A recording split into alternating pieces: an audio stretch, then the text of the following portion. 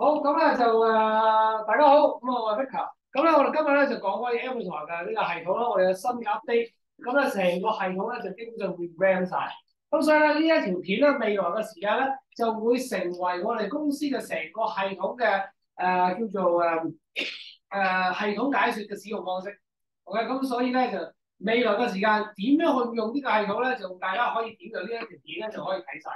咁既然我哋我哋自從2018年啦，咁我哋就開始develop 呢個系統啦。咁我啦，咁包括啦，咁坐喺度嘅我哋嘅其中一個總工程師啦，Charlie 啦。咁我哋入邊咧就仲有其他啲工程師有個 Ray 啦。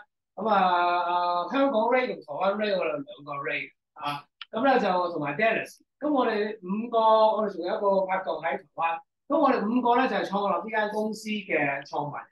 咁喺呢個過程入邊咧，我哋經歷咗好多唔同嘅被懷疑啦，被質疑啦，究竟呢個時間唔啱得唔得啦，可唔可行啦？咁咧就我自己本身咧就喺我本身就由以前就炒咩啊，炒黃金啊，炒白銀啊，炒期貨啊，炒到去到個一刻咧個身體咧頂唔順，咁咧我由2萬炒到2000萬，咁但係咧喺呢個過程咧。身體已經頂唔上去嘅一刻啦，咁我就唯有將所有嘢賣晒。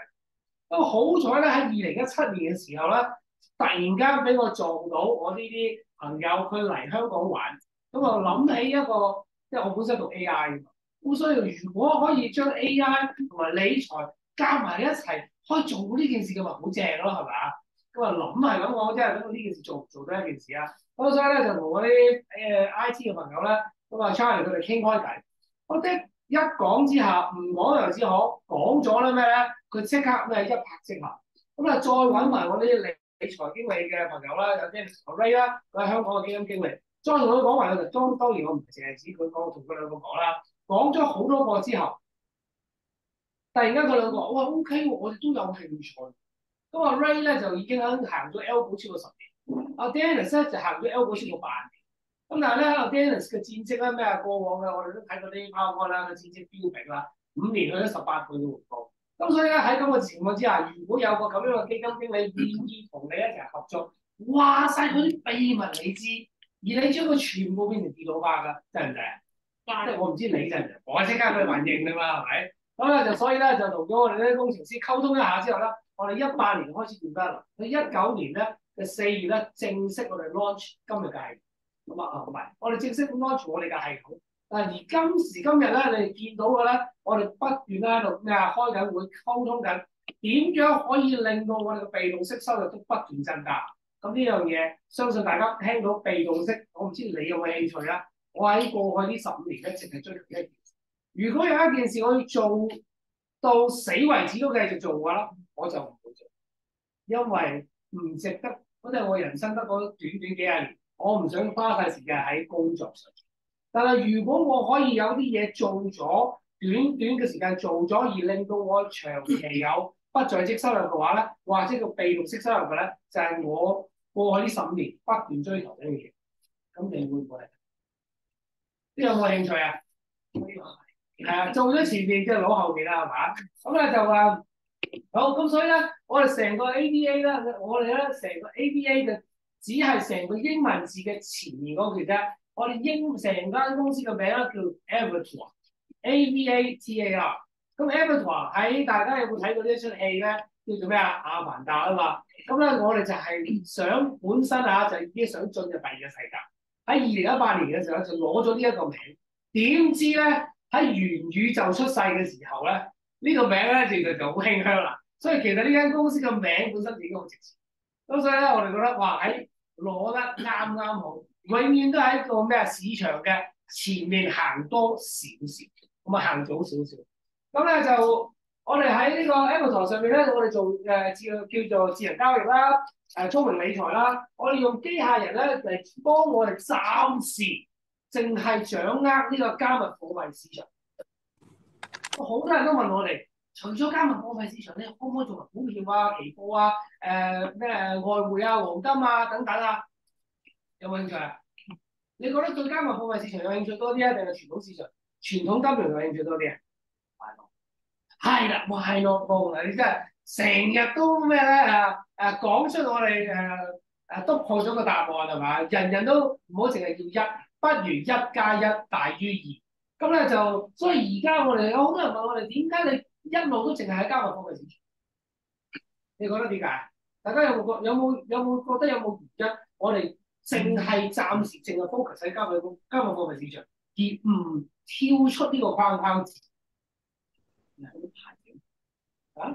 牌照唔知升幅空間大啲啊？升幅空間大啲，講啦聲，唔知。其實咧呢一樣嘢加密貨幣，佢7乘24冇休息，冇休息嘅時間，即係代表乜嘢啊？代表我哋係無時無刻都可以進行交易，無時無刻都進行交易㗎，有乜用處？你瞓緊覺，有人幫你揾緊錢；佢搭緊飛機，你有人幫你揾緊錢，唔好咩？我覺得 OK。咁但係傳統市場同呢一個加密貨幣市場，其中一個最大嘅特質係咩咧？啱啱阿 Jackie 講嘅咩啊 license 問題，但係另外一樣嘢咧，你有冇聽過一開始個咩啊冧落嚟，或者突然間飆升1000點啊？即係港股嗰個叫做恒指升1000點，跟住啲人點啊？爆晒倉咯，係嘛？一跌1000點，係咪都係爆倉啊？但係加密貨幣咧，佢有冇升1000、2000蚊㗎？有，但係佢會唔會係唔知嘅情況之下做呢件事啊？唔會咯，即係話我點樣都有隻 AI 可以 mon 住24小時。好啦，當呢件事24小時發生緊嘅時候，香港股市幾多個鐘頭啊？8個鐘啊！美國股市咧8個鐘啊！咁的是話，我一日嘅加密貨幣等於3日嘅普通市場。咁所以正因為咁樣嘅原因，令到我哋要 train 一隻 AI 嚟做嘢嘅話，係咪可以快啲嘅？唔使等啊嘛。咁我諗下你，如果你有機會俾人做 training 嘅，你會想嘥時間喺度等啊，定係想由得佢24小時、365日每分每秒都想去跑？梗係有快咁快跑咁快，跑完就可以做嘢啦嘛，係咪？咁所以咧呢一個咧就我哋進入加密貨幣市場，而令到我哋 training 已經 train 晒，跟住我哋希望可以加快嚟做到我哋。好，咁而 ABA 入邊咧，我哋成個系統咧就由開始咧 register 去到 setting 嘅部分咧，我哋今日都會詳細咁解釋同講一次成個系統，因為我話俾你聽。唔好講你哋，我都望到入邊咧，都要碌咗好一大輪，睇完好一大輪，究竟呢個 number 咩嚟㗎？即係你明啊？工程師有工程師嘅諗法，用家有個睇法。咁啊，究竟我哋點樣可以將佢連線咧？我就係嗰個咩咧？我就係嗰個 bridge，我嗰條橋梁。咁希望今日咧同大家講完之後咧，你會好明白哦，呢個數字點解？唔使再問我，聽就得啦，好嘛？以後有見係。咁咧就一嚟咧，成個系統開始嘅時候，你有兩個地方㗎。右手邊右上角，我嘅左上角，你哋嘅右上角，好嘛？註冊同埋登入啦，或者係叫做創建呢個賬戶嘅部分咧，你就可以開立你嘅新賬戶，或者你去登入你嘅本身個系統入邊。咁咧就撳咗落去之後咧，你就會去到 register 啦、login 啦。咁你話喂，我有 login name 同 password 嘅，咁你直接打落去啦。如果你話喂，我唔記得 password，好多朋友仔咧會打電話嚟嘅，或者過嚟喂 Victor，我唔記得個 password，咁我應該點啊？忘記 password 啦，好嘛？好簡單。咁入邊咧就會大家會話俾你聽，你會需要經歷過一啲應該你嘅 Telegram 嘅確認呢一個係你，咁你就會收到一個 code，咁你就可以改啦。咁咧就另外咧就撳 register 啦，咁你就可以去登記啦。好啦。撳咗登記嘅時候，你打你嘅 email， 打完你嘅 email 之後咧，你就撳咧 send verify code。咁 send 咗呢個咧就去咗你嘅 email 度，收咗之後，咁咧就你會收到一份類似咁樣嘅 email。咁而家係中文嘅，咁咧應該咧就英文界面咧就英文，中文界面就中文，好嘛？咁咧俾咗你之後咧就 send 翻呢一個驗證碼擺翻落嚟。跟住咧撳 home，咁咧你就會得到呢個 verification code 呢個 send and confirm 㗎啦，好冇？咁咧就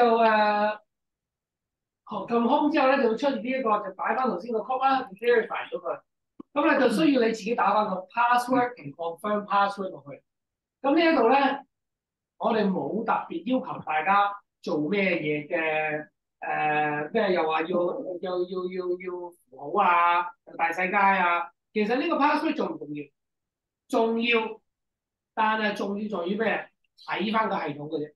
因為 at the end of the day，如果你想攞錢嘅咧，冇咁簡單嘅。呢個 password 係唔會令到你攞到錢，因為你需要咩咧？一定你需要你嘅電話，OK？你個電話入邊嘅 Telegram 嗰個先係成個系統嘅關聯性嘅核心。因為如果只係一個 password，容易俾人 hack 啊，會容易俾人 hack。我哋要確保大家唔好俾人 hack，因為 hack 咗你嘅真係搞到糊嘅，係咪？咁所以咧就 verify 咗，搞掂咗。咁 verify login 啦，你可以撳 login 或者叫 verify now。咁 verify now 呢個咩嚟嘅咧？就係呢一個咧就係你嘅 Telegram 嘅 code 嚟㗎，個 QR code。咁我麻煩你咧就用你嘅 Telegram 或者用你嘅電話，喺 iPhone 咧就咁用相機就得㗎。咁咧就Android 咧都好似咁用相機得嘅。咁你掃咗呢度咧就會直接出咗個 Telegram，去咗邊咧？會出現咗呢一個 AVAR robot 嘅，咁就撳 send message，咁你就會出現咗喺隔離呢度，咁咧就你個名嗰度咧下面咧就會有一個叫做斜槓 start，咁你撳落個斜槓 start 度，佢就會彈咗呢一個 message 出嚟，咁我呢個 message 驗證碼咧俾咗你之後，咁你就要輸入翻去呢個 verification code 呢一度，咁你先至撳 verify，好嘛？撳翻3呢一度撳 verify。咁點解要咁樣做嘅咧？就係確保呢一個係，即係你個 email 都仲未夠，你仲要確保呢一個係你去確保未來咧收錢同埋改地址、改收銀行地唔係改收錢嘅地址一定係你咯。所有改嘅嘢都關呢個事。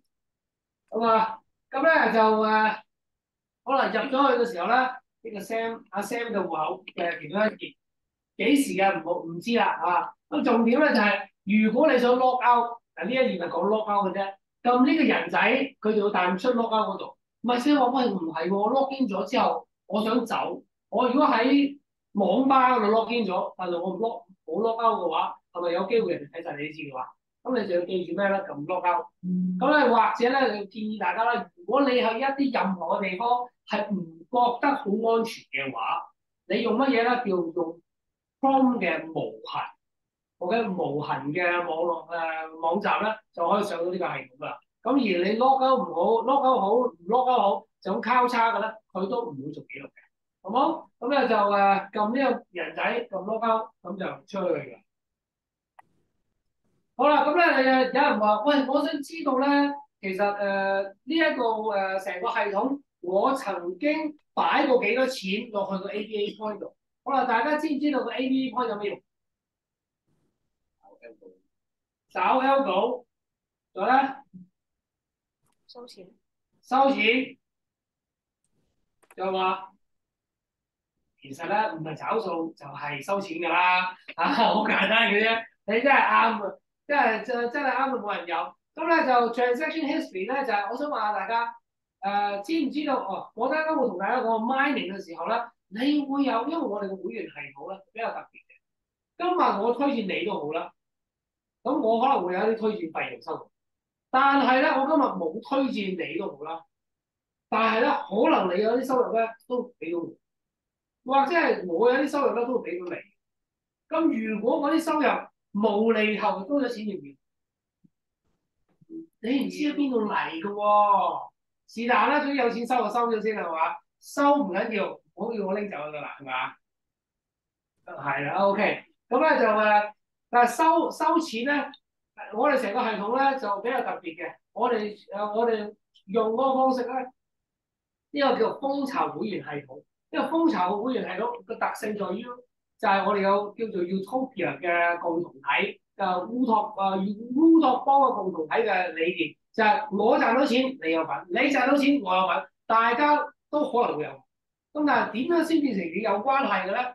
你唔好理，總之就有關係喺度。咁之後咧會 show 喺個membership 嗰度咧，會 show 到俾大家睇，好嘛？咁而撳咗落呢個 history 度咧，你如果有錢啦，嗱 Sam 呢度有100蚊，107個8。咁我想問下大家，你覺得如果我攞錢走，可以攞幾多錢走？攞晒。107個8，可唔可以攞晒？可以攞晒。但係如果你少過100蚊，可唔可以攞走？好。所以佢係99個9毫9。Sorry，你等多少少，你等多我少少先可以攞埋嗰啲錢走。好嘛？咁咧就仲有另外一樣嘢咧，7毫8紙係攞唔走。好嘛？即係嗰10幾毫紙咧，因為我哋每次都完整咁樣出嘅，即係100蚊對賬比較容易對嘅，費事咧對死人。好嘛？即係我哋除咗 AI 對之外，人都要對多次，要確保每一件事都係啱，所以全部都要100個倍數出現。跟住咧就好啦。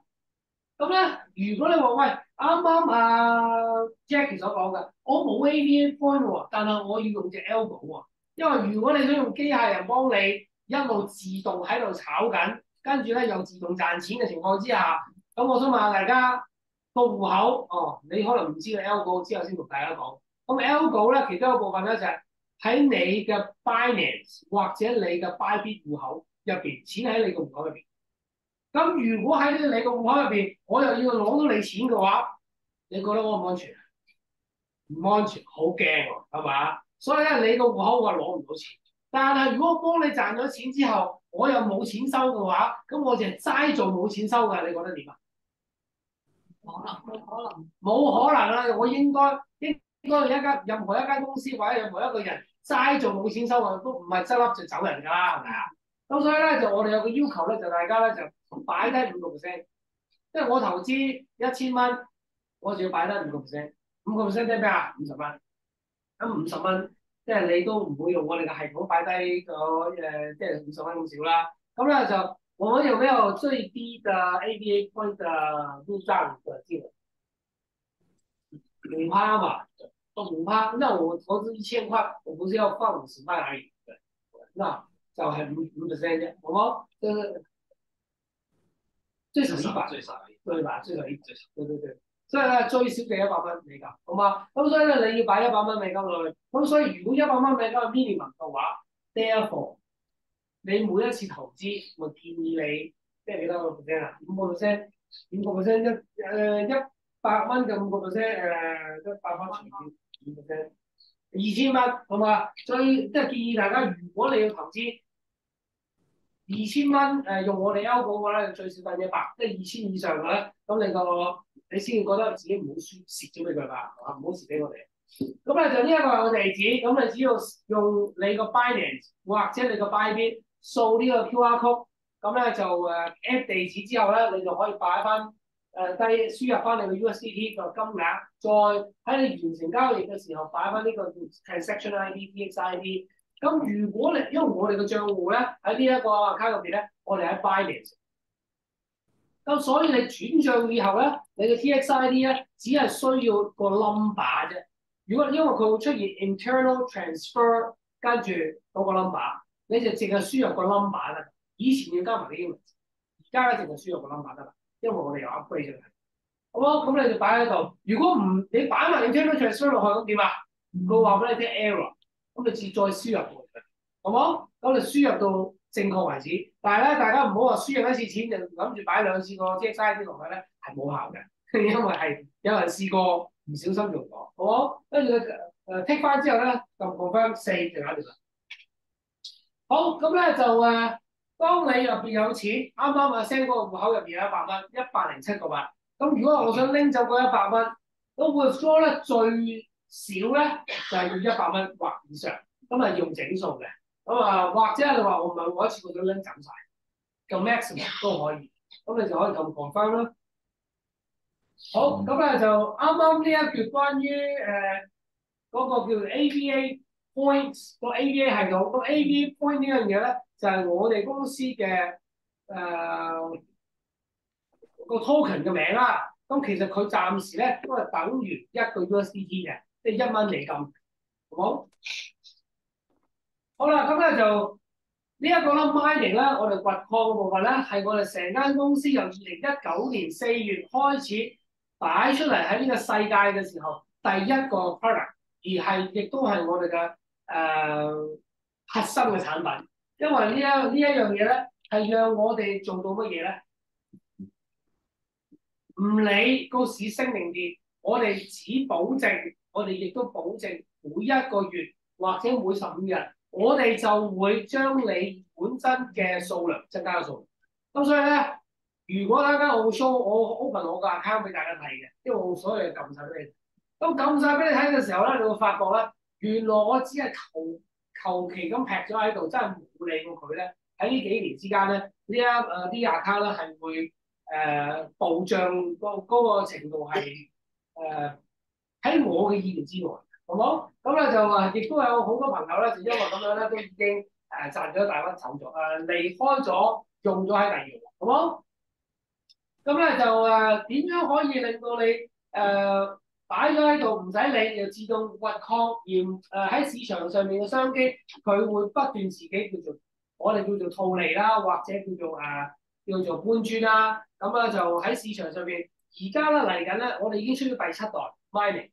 我哋啱啱今次同個團隊開完會咧，我哋開發緊第8代，第八代搬磚。咁第8代搬磚咧係會比而家老實啦，我哋由3% 一個月，到而家去到1.X% 一個月。我哋有意向咧，將1.X% 咧向上拉翻佢上去，拉翻少少都好，啱唔啱啊？即係拉翻好，拉翻少少有冇興趣啲？你有冇用過 mining？未，冇問題。你一定，因為 mining 呢樣嘢對於我嚟講咧，我係一定會用。即係今日諗講，啲人買匯豐股票，啲人買中銀股票，或者收咩啊？收息咯。咁一年收幾多利息啊？6至8厘息。呢個匯豐收4季息，跟住中銀收呢個半年息，每半年收一次息。好啦，咁每半年咧收一次息嘅時候，你收股票一定係收錢咧？收錢。係啦，你可以收錢，可以收股票。啱啦，就係咁啦。我想問你，每半年或者每一季，你收錢同收股票嘅時候，你都覺得好 happy 收啊？啱唔啱先？咁我如果我話俾你聽，每15日收一次咧，每一年就8厘息嘅喎。我覺得每一個月差唔多1厘，或者每一個月厘幾。咁但係匯豐升定跌，你理唔理佢啊？我總之收息算啦，我唔理啊，我總之收息。咁如果佢升咧，咪就係佢升價。咁如果升咗，你又喺度儲咗佢個股數嘅話，咁你咪賺價又賺咩啊？數量咯。咁如果今日匯豐跌咗咧，你唔賣你就未輸啦，啱唔啱啊？但係我都仲收緊息喎，但係啲仲係4季息。但係我講緊每15日就派息俾你。咁你收唔收就你決定。咁你收咗咩咧？收咗股息之後，嗰個數量增加咗，咁你下一次再收嘅時候會唔會再多啲啊？會喎。咁而我哋做緊嗰樣咧，每15日啫。咁對於你嚟講，15日 O 唔 OK 啊？收住貨先啦嚇。我話咧，我收咗 OK 都。係咪有再快啲嘅車？唔係啊嘛，15日都仲有快啲。你啲人會唔會7日咯，7日咯。7日啊？你交易俾我係啊，即係mining 嗰度黐添度。依家就有啲難啊，因為但係跳個頭。唔係啊，佢問未曾交易以咩啊？以結束咯。咁啊，即係唯有咩俾翻你啦，冇辦法。咁咧，其實咧，我哋嚟緊咧，想拉翻高佢嘅咧，可能調翻轉，可能要長多少少時間，可能要30日。因為你俾翻市場少少時間我，因為真係要交易。因為我連交易嘅時間都冇，咁我點樣可以 AI 都要時間，因為咧升成個市場發生咩事咧？就係單講啦嚇，升成個市場。好，咁咧就呢一個咧係我哋 mining 嗰個業啦。咁咧就睇呢啲咁嘅頁咧就唔係幾靚仔嘅，不如睇好啦。咁呢一頁咧就係我個 account 嚟嘅，實質上發生緊嘅 account，好唔好？咁咧就你會睇到啦，total deposit volume、total mine volume 同埋 withdraw volume 啦嚇。咁咧就我擺咗咧就48,000蚊美金，咁咧就係落戶口啦。咁咧我已經掘咗嘅咧就掘咗28,765蚊。咁咧我其實我個呢個 account 入邊咧已經賺咗50幾個 percent 啦。跟住咧我亦都提取咗嘅咧就係4301蚊美金。咁呢個清唔清晰啊？清晰明白啊嘛？好啦，咁咧你會發覺喂，咁我如果下面啲 package，我想睇個內容仔細啲嘅，可唔可以咧？咁我哋揾一啲最原始嘅 package 俾大家睇啦。好啦，咁咧就好，咁我哋由左手邊咧就係、是、呢個 package 幾時幾月幾日開嘅。咁你會見到啦，2019年開啦，2021年開啦。咁下面仲有一啲係2023年開嘅 package 啦嚇，咁就2019年開嘅呢一個咧，用咗我自己打嘅名，就叫做5000蚊港幣。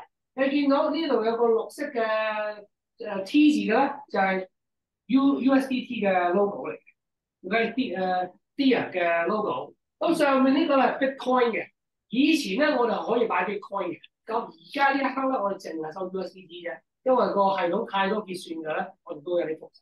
咁所以咧而家係可以5000蚊美金啦，5000蚊港幣啦，換算成為美金嘅時候咧，係當日咧係用咗換算咗成為686蚊美金嘅。OK， 686。咁686嘅咧，咁啊喺呢一個過程入邊啦，我哋喺2019年到到今時今日咧，我哋由6月8號開始，去到今時今日20、21、22、23、4年咯喎，係嘛？20、21、23、4年啊嘛，經過咗4年之後，你可以見到我哋嘅收益咧，去到呢一度咧90幾個 percent，即係我哋嘅嘢已經將近 double 咗啦。咁我想問你，如果當你嘅收益已經 double 咗嘅時候，咁我哋有一樣嘢咧叫 USDT，USDT 咧係45個 percent，等我開 package 嘅時候，我會 show 俾大家睇。咁咧，你可以撳呢個 details，右下角呢一度撳 details。咁咧，你會見到咧，我喺呢一度就會 show 到俾大家睇咧，所有每一個 package 收過幾多錢，好啊？咁你見到 WMT 啦，代表咩啊？Withdraw Mine Token，大家都會解釋俾你睇。咁 CP 咧就係 Compound Package，咁啊就令到我哋一路滾存落去。咁你可以由2019年6月一路擺落嚟，所以所有記錄咧都會喺咩啊？呢個系統上面咧記錄咗。而我哋喺2020年嘅2月嘅時候咧，我哋當年亦都決定咗，我哋每個月，因為以前咧就你開幾多號，我就計15日；我開幾多號就計10日。點知搞到最後咧，啲工程師咧係每一日都要結算，因為人多喎，係嘛？咁啊每一日都結算，咁即係佢冇時間去做開發，佢就只係每一日喺度做結算。咁我唔係請佢翻嚟做結算嚟㗎嘛？我嘅結算呢個會計就搞掂啦。咁所以咧，我哋亦都因為咁樣樣咧，決定咗每個月嘅3號同18號，我哋會做結算。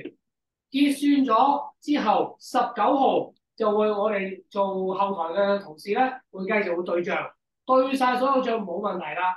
20號，所以我哋喺每個月嘅4號同19號嘅凌晨23:59前。23:59:59前，你可以做一件事，就係、是、如果你想提出 ADA point 嘅，你可以喺嗰陣時之前撳，因為會有人會對埋條數，跟住咧喺5號或者20號就會直接轉到去你嘅 Binance 或者 Bybit 或者你嘅指定嘅地址嘅戶口嘅。好，咁所以咧，你睇下 USDT 係咪將近100個 percent？如果將 USDT 將近100個 percent，我想問下大家。我本身個 package 咧就686，我今日個 USDT 咧，咦，我真係唔知要幾多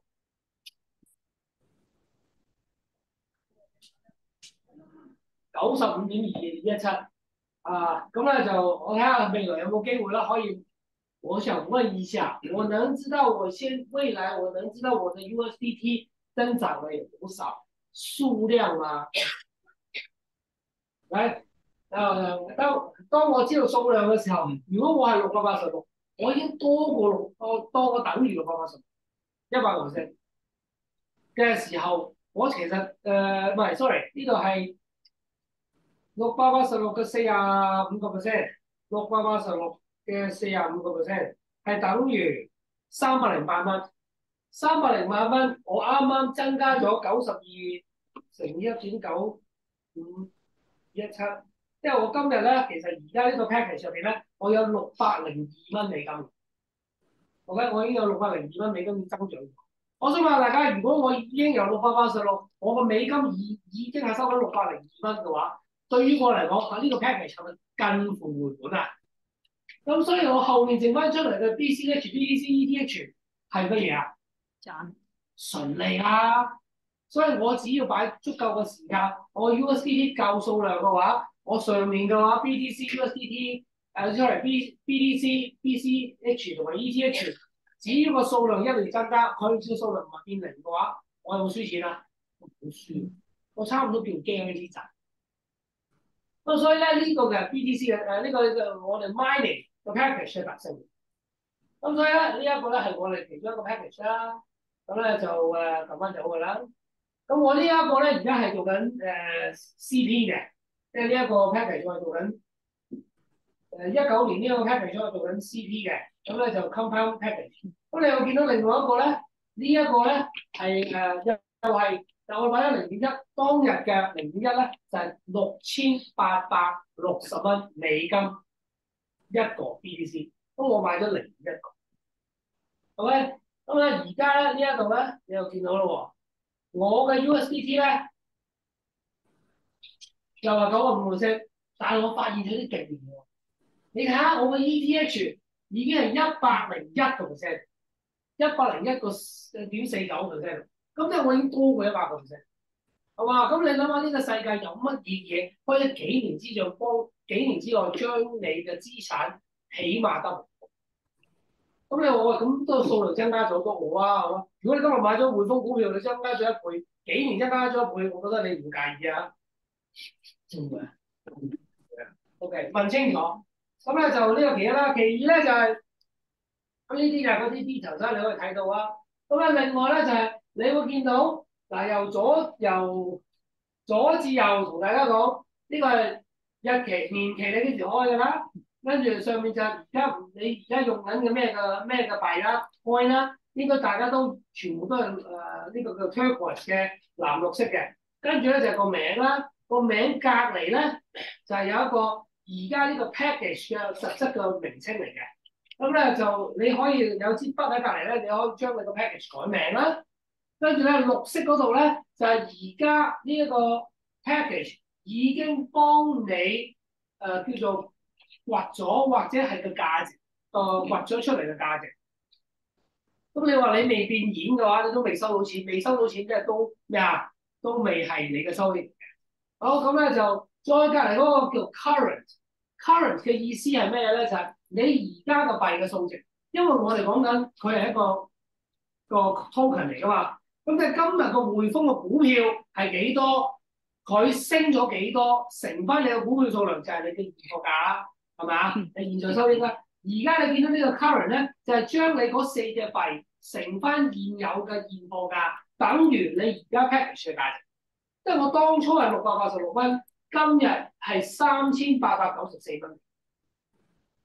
上面呢個咧係0.1個 Bitcoin，當日都係686蚊，今日呢一個咧係4930蚊美金，係嘛？咁即係如果600幾蚊變成4000幾蚊，差唔多5000蚊啦。呢度都講緊差唔多4倍幾5倍啦。咁今日係講緊咩啊？Bitcoin 係26000，今日係26000啊？26500，16500，好。咁如果 Bitcoin 之後去翻68000嘅時候，你覺得我呢個 package 值幾多錢？唔會係只值5倍，一定係10倍以上，好嘛？咁咧就上面呢個咧 Delta N 嚟， Delta N 係乜嘢咧？就係、我好想問大家，而家嘅港幣你等喺戶口會有幾多息收啊？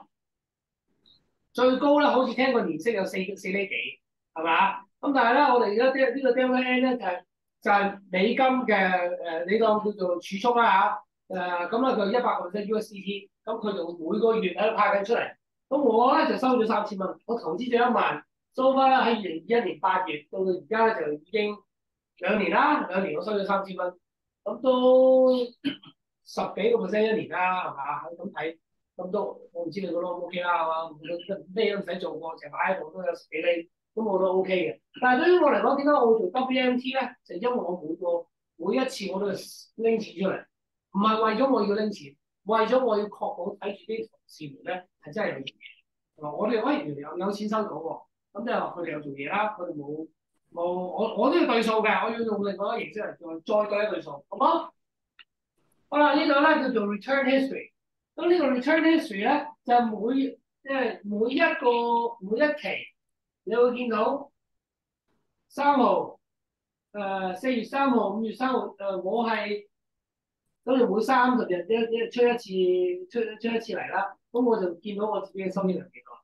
呢度咧，你每一個 return history 咧，你就可以撳個 action 嘅 arrow 落嚟咧，你就可以知道你呢一次收嘅錢係由邊一個 package 度withdraw出嚟。咁你所有嘅資料咧，全部都好清晰咁話晒俾你聽。原來你嗰個package 嘅名係咩啦，第幾期收啦，收幾多啦，跟住咧你係拎呢個 WP 啦，攞晒啦，同埋喺幾時幾分幾秒邊一日會結束，跟住而家拎翻出嚟俾你。咁所以盤帳咧，對於你嚟講咧，你撳一次咧，基本上你又可以睇得晒。咁你可唔可以 copy and paste 出嚟咧？你可 copy and paste，暫時係冇得 download 去 Excel。好，咁咧就好啦。咁呢度有一個叫做 waiting 嘅 waiting 咧，就係大家如果開咗 package，但係未入錢，或者入咗錢但係未輸入 TXID 嘅，或者輸入咗 TXID 個 TXID 係錯嘅，都會留咗喺 waiting 呢一度，好冇？咁咧就over 咧就係一啲 package。你轉換咗由呢一度轉換咗去新嘅 package，或者嗰個 package 你已經 WP 即係 withdraw package 拎走晒嘅時候咧，佢就會有 over。咁而家咧呢一個 package 咧，當初係幾多我唔知，咁咧就但係如果冇錯嘅咧，應該係1000蚊我開 package 開呢個 channel follow 係1000蚊嘅，但我拎走咗咧就1182蚊。好啦，mining 個 package 嗰個頁面咧就我大概解釋完。咁而家講嘅咧就係開新 package 嘅時候咧，嗰個頁面啦。咁咧就當你撳 mining 入邊咧，你開就加新 package 咧，佢就會貼咗呢個頁面出嚟。上面咧有 delta n、normal、trend、kick 嘅。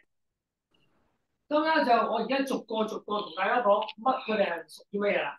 delta n 撳咗落去之後咧，你會見到 delta n 90。Delta N BTC 90，Delta N BTC USDT 90。因為咧有朋友咧，我哋本身當初咧淨係做 Delta N 90嘅啫。Delta N 90嘅意思係美金純美金擺喺度，90日每90日咧就會有收益俾翻你。咁咧就大約年利率嘅回報啦，大約 APY 就10%。咁咧呢一個係咪最低咧？係我哋估計嘅，咁我哋曾經咧呢一個咧個回報率咧，去到話就話10個，實質係收20幾個，係嘛？咁啊就咁，梗係講最低㗎啦。我講最高嘅時候，你話覺得少咗咁啊，係嘛嘛？咁啊，另外咧隔離呢個咧就 BTC，即係有啲朋友仔咧係對 BTC 嘅未來抱着好大嘅希望同期望嘅時候咧，你係寧願儲 USDT 啊定係儲 BTC 啊？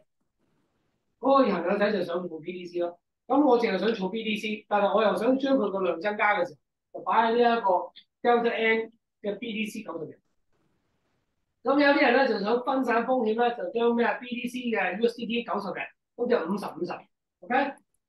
再者咧，我哋有另外一個咧，因為咧有朋友仔咧就對 ETH，因為 BTC 同 ETH 咧係市場上面暫時喺2023年到今時今日為止都係頭，即係最大同埋第二大啦，即係佢係黃金同白銀嘅關係咁樣，好冇？咁所以 ETH 咧，有人喺佢未來好，所以有呢個100% ETH 啦，同埋呢個50個 ETH USDT 嘅 package。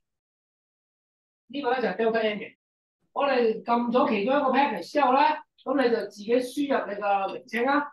咁輸入名稱你想寫乜都得嘅，但係咧你唔好，我建議你唔好寫太長。但係對於你嚟講，你已經有開 package 嘅嗰一日嘅日期，我哋俾咗你啦嘛。咁你需要寫嗰個日期咧，我建議你唔使寫啦。以前係冇嘅，所以你要寫。而家就唔使寫啦。第二，你需唔需要輸入嗰個金額幾多咧？我建議你輸入嘅。咁咧，但係咧嗰個輸入咧係你嘅港幣啦，我相信大家嘅港幣啦，或者係台幣啦，或者你國家嘅自己本身嘅貨幣嘅金額。因為咧，但係因為你學隔離嗰個 column 咧係會睇到你嘅咩啊 deposit volume。咁所以你自己都可以計翻，因為但係咁講啦，今日港幣換 USDT 係咩啊7.8幾或者7.9幾，咁你都唔記得自己7點幾㗎嘛？咁你想自己記一記嘅話，你都可以喺嗰度做輸入嘅。好，咁咧就 deposit amount 咧就係你會開呢個 package 嘅幾多錢？咁最少就係1000蚊美金。咁1000蚊美金啦，你就當你擺1000啦。跟住咧呢個叫 return type 咧，我哋有4種嘅，一個就 CP 叫 compound package。咁即係我哋滾存，我今日收息，我所有息我繼續複息嘅滾存。咁第二個咧就 withdraw package，咁咧就一開始就已經即刻咩咧？一期之後就即刻拎翻錢走，或者係你幾時拎翻錢走你自己決定。因為咧有啲朋友仔咧就話我未試過呢個系統，我想試清楚，我開我即刻收，我雖然可能輸手續費。因為嗰個咩啊，Binance需要收手續費噶嘛，所以咧手續費唔係我哋收到好，係咪？咁咧就我話輸手續費我都要試下，我收唔收到錢，咁就可以自己試一試。咁咧就第三個咧就 WMT Withdraw Mine Token，就今日我幫你搬磚嘅情況之下，搬完之後你想直接收息，我唔要收咩啊？我唔要收我唔要股數，我要直接變錢。OK，咁嗰度變錢咧，就會喺3號或者18號嗰一日嘅幾時幾分幾秒唔知，就會幫你轉翻個金額做市場直接做兌換。咁可能今日你收到0.1個 BTC，我都係收到0.1個 BTC，但係我哋對分出嚟嘅價錢就唔一樣。點解？因為唔係一次過管晒兩時嘅，係大家喺唔同嘅時間就會做，因為機械人會自己選擇做對嘅時間。好唔好？咁咧就會收到你嘅錢。咁 MAP 係咩咧？後面新加嘅，好多謝我哋個朋友仔阿 Michelle 咧，就同我哋講咧咩咧？呢一個 MAP 咧，可唔可以我哋就開個 package 咧，變成我哋嘅 ADA point？因為咧有啲朋友仔就話我用緊呢個Algo，但係我要成日入錢落去個 ADA point 嘅話，其實咧我個目標係咩啊？佛系。呢一個被動式收入啊嘛，佛係揾錢啊嘛，咁所以咧，你其實我可唔可以擺一個 package，令到佢收益出嚟嘅變成個 ADA point 嗰度咧？我哋聽完覺得哇都幾好喎，咁你大家又唔使搞咁多嘢，我有多個咩咧？自動揾錢嘅方法，令到我不斷繼續自動揾錢咯，係咪？我要令到揾錢啫嘛，唔好搞咁多嘢啦。咁所以咧就出咗一個叫做 MAP。Mine to ADA point。咁所以咧，如果你今日未有推薦朋友仔，你嘅同時間你未有推薦朋友仔嘅情況之下，都冇特別嘅 ADA point 嘅收入嘅，但係你又用緊 Algo 嘅朋友咧，我建議你開其中一個 package 咧，就叫做用佢 MAP，咁佢就會直接將某一啲 package 嘅 coin 咧，佢結算咗之後咧，就會直接擺咗去你嘅 ADA point 嗰度。咁可能話喂，你結算咗去咗嗰度，因為咧每個月嘅結算係3號結算，如果你直接去 MAP 嘅咧，應該4號就會到。如果4號已經對咗你嘅 ADA point，你想喺嗰陣時先決定拎幾多錢出嚟咧，都仲得，好嘛？所以個彈性係有嘅，但係我哋係冇得翻轉頭㗎，唔可以話 ADA point 去開 mining package 嘅，暫時係未有呢個 service。咁呢個咧係。後面可能可以考慮增加嘅功能之一。咁咧就當你撳咗呢一個 next 之後咧，你有3個條款咧，大家要睇清楚。知道呢三個條款，你 tick 咗之後咧，就當你 read 咗㗎啦。因為你有 obligation 去確認你自己 tick 咗嘅嘢嘅，只係話俾你聽乜嘢咧？你所有 package 如果係90日嘅，你就有如果你想改你嘅收款方法，你要喺15天之前，你就要改你嘅方式。因為我想由 WMT 改做 CP 嘅，如果我結算日今日3號，我要提早15天，咁你可能你就會喺18號之前咧，你就要改啦。咁我哋都會話俾你聽，你仲有幾多日時間你可以改嘅，好唔好？咁咧，仲有咧就係你要確保你今日轉出嘅地址咧係正確嘅，唔好話俾錯嘅地址喎。因為咧老實轉錯咗嘅地址咧，如果係轉咗俾其他人嘅話咧，都仲有可能有機會攞得翻。但係如果轉咗去黑洞入邊嘅咧，就真係幫你，好唔好啊？所以咧就你要確保你嘅地址一定啱，但係唔好意圖或企圖用逐隻字去慢慢打佢。最好就 copy and paste 就最簡單，好唔好？咁咧就而另外咧就當你 tick 晒之後咧，咁 next 咧呢個係我哋嘅 QR code，咁咧就我哋公司嘅地址嘅 QR code，咁咧就下面呢個咧就係你屬於輸入嘅金額，咁所以咧就你要記錄咗喺你嘅 Binance 嘅呢個叫做白地址。如果你有白地址 set up 咗嘅話咧，你記錄咗一次咧，你以後都可以用嘅。我建議大家開你個 white list， 即係白名單嘅地址。咁點解咧？白名單嘅地址咧係一定要你又要 SMS， 又要 email， 又要Google Authentication， 你先至可以增加到呢個白名單嘅地址。咁所以如果人哋要增加呢個白名單地址嚟攞你錢嘅話，因為起碼要你嘅 SMS， 有你嘅 email， 又要你嘅 GA， 3樣嘢先攞到。咁呢個人偷你嘅錢嘅機會率高唔高啊？近乎零啦，我都諗唔到方法佢可以用佢偷到啦。咁所以咧，將呢個地址變成你嘅白名單地址，咁咧你就可以每一次轉出嘅時候咧，同埋你轉出嘅時候咧，又要問你嗰3樣嘢。所以問90幾萬個問題先至攞得嗰嚿錢。所以咧要偷你錢咧，呢件事咧都唔係一件嘅事。好啦，咁呢個地址你輸入咗啦，記錄咗啦 tick 咗，咁跟咧就會出現咗呢個版面。當你 waiting 緊嘅時候咧，係等緊你輸入你嘅頭先你開咗個 package 嘅金額嘅，咁你輸入咗個金額係幾多？跟住咧就呢個 Delta N 嘅 BTC 90日，咁咧就輸入唔知幾多啊？呢個上面冇寫。咁但係咧就如果你輸入咗幾多咧，你就記住喺度輸入翻你嘅 DXID。咁我唔記得咗個地址喎，我撳晒出嚟之後唔記得個地址咧，你就開翻 waiting 呢度咧。佢撳翻個支筆，係啦，咁將 TSID 下面嗰支筆，你撳咗佢之後咧，就彈咗呢個出嚟。咁呢個就係我哋公司嗰個輸入嗰個地址啦。咁你話唔想打，你個數 QR code 都可以攞到呢個資源嘅，好冇？咁你喺 Binance 啊 Binance 入邊咧就隨時掃呢個 QR code 就可以做到呢個地址輸入啦。咁輸入 TSID 記住喎，唔好擺填出咗 transfer 嗰字，記住唔好擺落去，因為擺咗落去咧，你就會見到 error，喺度再輸入多次，就拎翻擺翻個 number，OK？咁咧就但係咧，你話我今日開咗個 package，但係咧我唔想再用呢個 package，咁點好咧？咁呢度有一個咧叫 transfer 嘅，即係我開咗 main crypto 有幾種我開咗 Delta N， 今日由 Delta N 我想轉做 main crypto， 我對未來 BTC、ETH、BCH 好有期望同盼望嘅，我想轉，我唔想淨係用 USDT 啦。咁咧呢度有個 transfer 掣。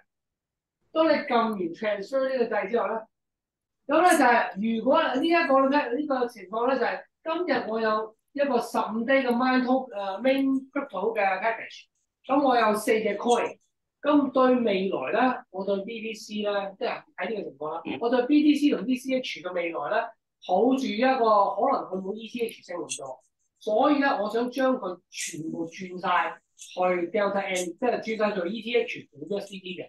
咁我就撳 transfer 嗰個掣之後咧，就將我個 package 由呢一個轉咗去 Delta N， 咁全部咧佢就會轉做 ETH USDT。佢會話俾你聽，你今日個 package 嘅價值咧1034，咁咧你想轉咗另外嗰邊咧都係1034。咁但係記住咩咧？你呢度我呢度有453個 USDT 嘅喎，但係轉咗過去之後咧，佢會變咗做517個 USDT。因為佢係50/50嘅關係，咁所以咧佢會將個 package 直接將做一半，跟住幫你做轉換。咁呢個轉換嘅過程入邊咧，你係會有損失嘅。損失乜嘢？因為 BTC 要賣咗佢變成 USDT 再買翻 ETH， 所以咧呢一個交易咧係會有少少嘅手續費 ，finance 嘅手。咁你話喂，咁我有得轉嚟轉去，咁轉嚟轉去有乜好處？靈活變通可以令到我哋咩啊選擇，係咪咧？而最重要嗰樣嘢咧就係大家唔需要停咗個 package， 跟住拎咗出嚟，因為你3號停，5號攞到，你再擺翻當你到時再擺翻落系統嘅時候，你係咪又要即係轉錢出，又要轉錢入，轉嚟轉去啊？轉嚟轉去會唔會錯啊？會喎。有冇錯嘅風險啊？有啦，第一，第二咧就係煩啦，唔好搞咁多嘢，我撳個掣完啦，係嘛？咁第三樣嘢咧就係，如果你係用 trend following 嘅話咧，你會發覺 trend following 咧就要等到下一期啦，你就要等1個月後啦。如果咁樣俾你等1個月後㗎，你想唔想啊？賺少1日錢都唔想啦，何況1個月，好唔好？咁咧就呢個咧就 mining history， 你每撳一個咧，你都可以睇到呢一期你嘅收益係幾多嘅。即係譬如0.3至0點咩啊？呢個0.6幾咁，即係話呢一期你係賺咗0.3幾個 percent 啦嚇。咁咧你每一個撳落去你都睇到嘅。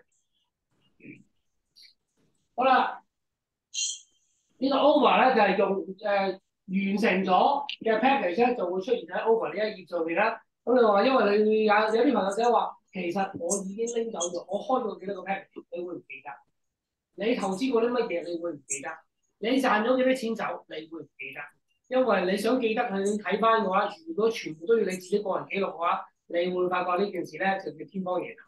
咁你唯有咧咩咧？我哋會將你由第一日開個 package 到今時今日，你喺個系統入邊有個記錄咧，我哋都全部 show 晒俾你睇。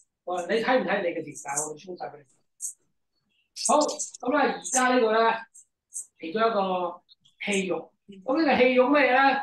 就有朋友仔用緊嘅，輸緊錢嘅朋友係冇有，贏緊錢嘅朋友都有。咁咧，但係咧呢個 algo 咧發生緊咩事咧？就下一步咧就係我哋點樣可以提高個勝率，同埋咧就啱啱完成咗嘅。所以而家先係個咩咧？呢個係我哋最新嘅呢幾個月終於完成咗俾大家可以使用嘅一個系統。咁呢一個咧係我哋由一開始2019年已經不斷研究去將呢一樣嘢推出喺市場俾大家使用，但係咧呢一樣嘢咧就唔係一件容易嘅嘢。咁最重要咧係我哋喺2021年咧，我哋完成咗我哋個集資以後咧，我哋先至可以有足夠嘅實力咧，就去完成呢個 algo 嘅。咁咧就我哋個交易咧就點樣可以越嚟越咩咧？叫完美啦，勝率越嚟越高。如果只要咩咧，我哋勝率高嘅情況之下，我哋每次贏少少，勝贏多。如果我哋勝率低嘅話，就算俾我哋贏好多，我哋都有冇機會輸錢啊？都有機會。但係咁講，如果你一次過贏幾十個 percent，你每次輸幾個 percent，或者係1個 percent 或者0幾個 percent 嘅話，如果拉上冇下1個月計嘅，我哋都咩有收穫嘅，有收益同有賺。咁咧就呢一個咧係我哋嘅頁面。Algo 嘅頁面，咁咧就我哋上面嗰度咧，你會見到 Ripple BTC 啦、Flipblock BTC 啦、Pistol ETH 啦、Flipblock ETH 啦等等嘅，你可以喺上面嗰度咧拉過去。咁咧呢一度咧就係我哋 show 俾大家睇嘅。你見到上面咧呢一度有好多唔同嘅呢個 Algo 嘅機械人嘅。咁而呢啲咁嘅Algo 機械人咧，佢嘅每一個機械人咧都有佢自己嘅特性。咁咧就你可以喺 create 嘅時候咧，撳 create 咧，你就會見到每一個 Algo 佢自己本身個特性。即係話，譬如咁講啦，佢呢個 Ripple 嘅啦係15分鐘㗎啦，你會見到呢個15 minutes 呢度啦。咁咧就你見到呢個 Flipblock 嘅咧係3個鐘頭㗎啦。你見到呢一個Pistol 咧係15分鐘啦。Flipblock ETH 係用1個鐘頭啦。用3.5年嘅數據啦，跟住咧就呢個 Ripple 嘅用ETH 用7個半月，兒童時間每15分鐘啦，machine gun 啦，其他嘅呢個榴彈炮啦，榴彈炮嘅 BTC 同埋榴彈炮嘅 ETH 啦，咁咧仲有一個咧係我哋叫無人機，咁嗰個無人機咧 drone 咧就係我哋網上嘅朋友咧你就冇辦法見到㗎啦，你只有實體，即係遺憾咩咧？大家唔喺實體度咯，好嘛？咁咧嗱，呢個叫做 drone BTC 好唔好？新嘅，全新㗎啦，嚟睇埋，好唔好？咁咧就，所以網上嘅朋友，因為暫時遺憾住未有辦法見到啦。Drone 嘅 BTC 咧，我哋叫無人機，咁咧就係網格嚟嘅。記唔記得上個月我哋有講過網格呢件事啊？我覺得點解啊？韭菜係啦，因為咧每一次俾人割韭菜咧，我哋就好唔爽嘅。咁啊，而家叫呢個無人機咧，就係我哋割韭菜嘅。我哋割完韭菜就變人哋割我哋韭菜。好，咁所以咧，呢個無人機咧就啱啱今日下晝，唔係應該琴日10點鐘開完個會正式出世。唔係啊，係佢會喺 Trampoline 入面用嘅，即係 Trampoline 有一啲機械人咧係會自動北京落去用嘅。咁呢個咧 Trampoline 其中一個部分有機會用到呢個叫 drone 嘅。好啦，咁啊冇得睇啦嚇。咁咧所以每一個咧都有佢自己嘅特性。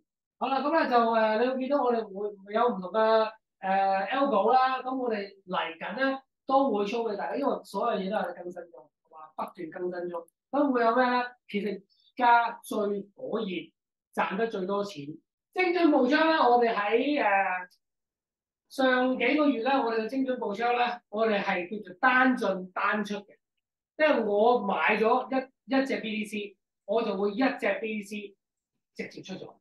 咁但係咧呢個過程上邊咧，我哋嘅勝算咧就係50幾個 percent，跟住咧就我哋嘅盈利咧就1.4，咁咧就即係我哋身邊有啲朋友睇啦，我哋啲早使用嘅時候咧，就呢一隻嘢咧，我哋都有輸錢嘅。咁咧因為有唔作特別解釋，係嘛？咁知道就得㗎啦。咁但係咧，因為為咗呢件事，我哋係咪要提高個勝算啊？令到老實啦，大家用都係想賺錢啫，唔想輸錢㗎嘛。即係，但係咧基金咧有個特性嘅，就係佢係會有輸錢嘅時，佢係會有贏錢嘅時。你只有耐等一等佢，耐住性子就可以咩咧？就有機會咧反客為主，升翻上去。咁咧，但係咧，我哋由一次叫做多單進單出咧，我哋啱啱亦都完成咗喺前幾日完成嘅啫，就叫做多進多出嘅步槍，已經使用咗啦，已經擺咗喺系統入邊啦。我哋即係唔同嘅朋友咧用得多，即係步槍嘅朋友咧都已經進入咗呢個多進多出。咁多進多出嘅有咩好處？因為以前嘅我哋咧，就算去到一個 take profit 要賺錢嘅位，賺得唔夠，佢係唔會離場，佢係一定要賺到盡，佢先會賺。咁呢個世界係冇賺唔盡。咁話賺唔盡嘅時候，佢突然一個回馬槍變咗輸嘅時候，咁你會點啊？你會指示啦？唔會指示。咁我哋係講係會指示。咁所以幾經指示之後，我哋發生咩事咧？咪輸咯，輸咗幾錢嘅時候，就參輸咯，好冇？咁但係咧多進多出咧，亦都有個特色啦。但係今次一個我未去到我賺盡嘅時候，我已經去到我嘅第一個賺錢位，咁我就賺咗30%先。跟住咧佢再升，我就再賺，再升我再賺，有機會再買再賺。OK，咁啊令到我哋有叫做多進，即係多次輸入啦，同埋多次賣出嘅係。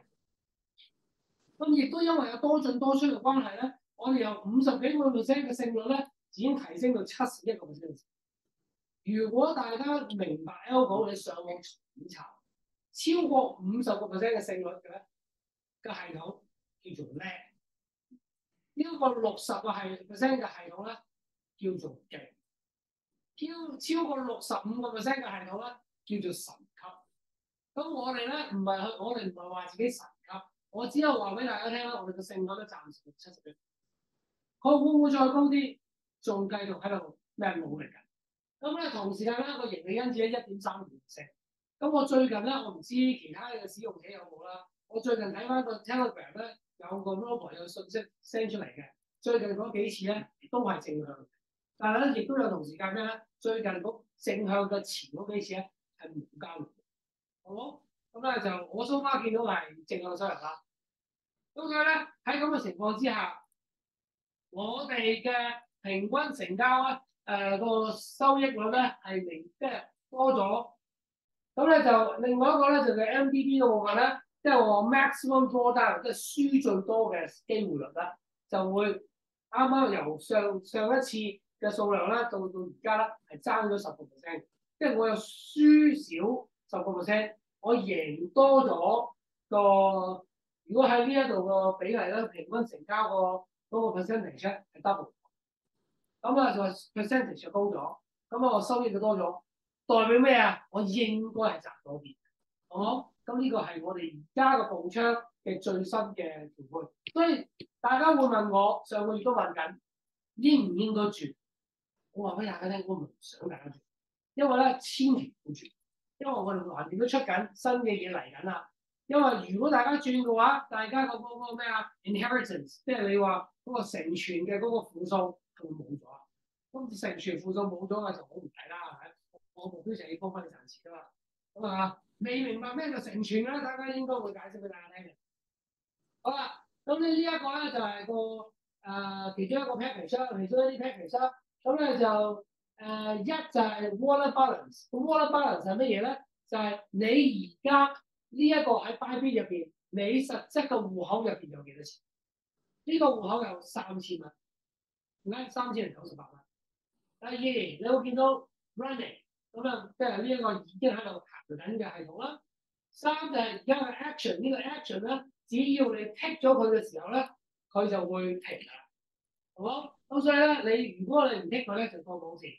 咁啊 status 咧就係 running 代表行緊啦，你剔佢就停啦。跟住咧 notification 呢個剔咧，綠色剔係咩意思？如果佢係綠色剔咧，代表佢所有嘅交易佢都會 send telegram， 即係 AI 會通知你，佢而家買緊，佢而家賣。如果你剔走咗佢，佢變咗條灰色剔嘅話咧，佢就冇咗交易，即係佢交易都好，佢唔話俾你聽。咁你即係你自己選擇啦。有人覺得好煩啊，我唔想聽，定係你一個想睇嘅人咧，我一個想睇嘅，所以你一定要識。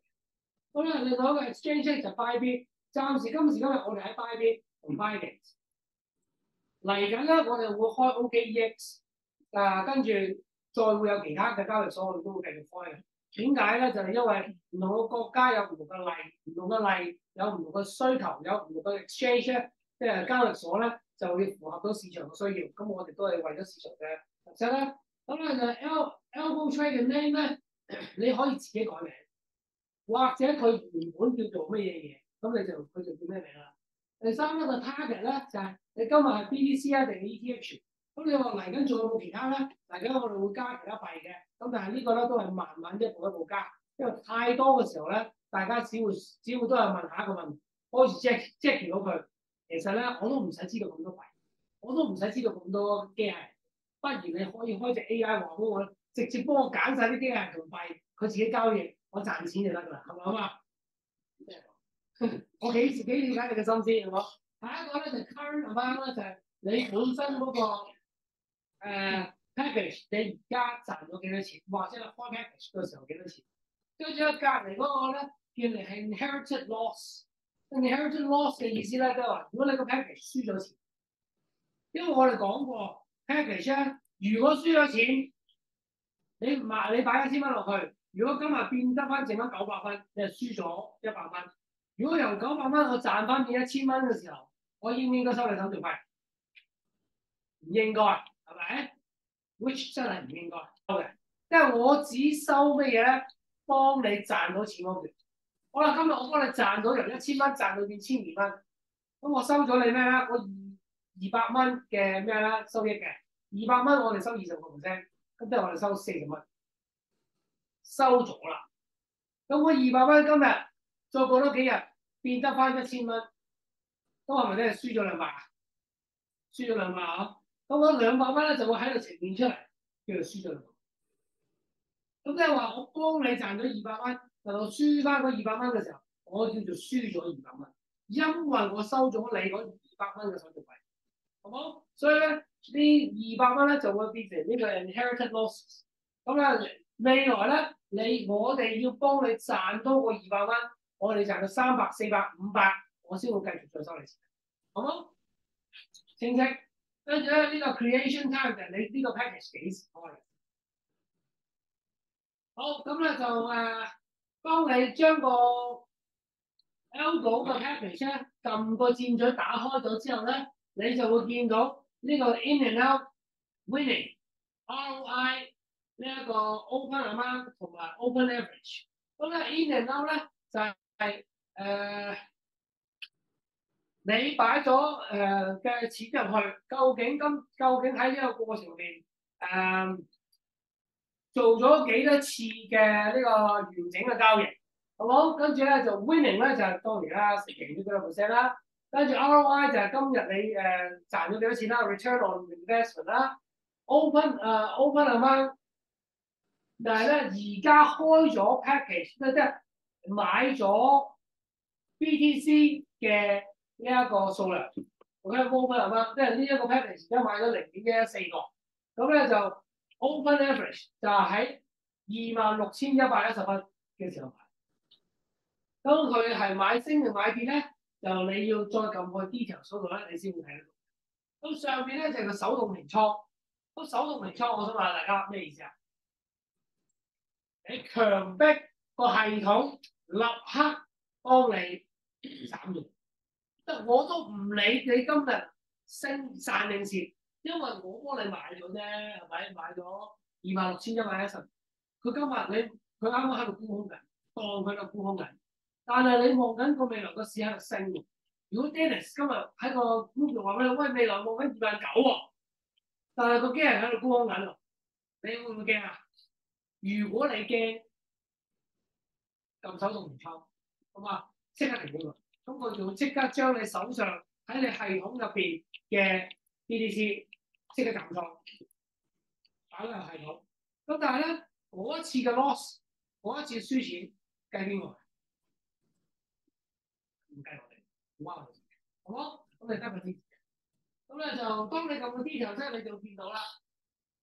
order history，佢撳 short，即係話沽空，沽空咗，你賺咗個 profit 23.66，咁咧就3.266咧係個。咩咧 ？Binance 或者 Bybit 收嘅費用嚟嘅，咁咧你就會見到我個開倉價同埋個叫做平倉價，咁啊全部嘅嘢咧都係對於我哋嚟講都係 open book 咁話晒俾你，即係23個幾日有個3已經廿。呢個係23.6664，咁啊係我哋真正交易完賺到嘅錢，但係咧因為個access fee 咧即係嗰個費用咧係 Bybit 嗰度會遲少少先俾翻我哋知。咁所以咧，我哋要攞翻撈翻個資料翻嚟咧，先擺翻落去。所以你會見到嘅咧就係23.6664減3.266，先係真正喺系統最終會見到嘅收益，即係嗰個收益，好冇？好，咁咧就所以咧，你會見到呢一啲唔同嘅 package 嘅時候，即係 algo 咧，佢會有賺錢嘅時候，佢有輸錢嘅時候，即係我哋冇一個，即係我哋唔係神仙啦，預知唔到未來。咁但係咧，我哋喺運算期間已經做到我哋最大化，如何可以做到？但係你俾咩咧？俾時間佢，每一個系統都有佢嘅時間嘅需要。所以正如你買基金，你唔會話今日決定佢，聽日升定跌，跟住咧就講話，你都輸嘅，跟住就走啦，咁即係冇辦法啦。咁你要揀，咁我建議大家揀咩咧？唔好揀一隻，用 multi 嘅，因為有啲係短炒，有啲係揸長線嘅，有啲係咩啊？短中長唔同嘅 combination 喺度使用，好冇？咁咧就撳 next 啦，你就見到你究竟揀 Binance 啦定係揀 Bybit 啦。咁香港人咧只可以用 Bybit 嘅啫，暫時咧係唔用到 Binance。但係如果你今日係英國護照、加拿大呢一個台灣、新加坡新加坡都唔得啦，新加坡都唔可以用 Binance。咁咧就新加坡我只可以用 Bybit 嘅啫。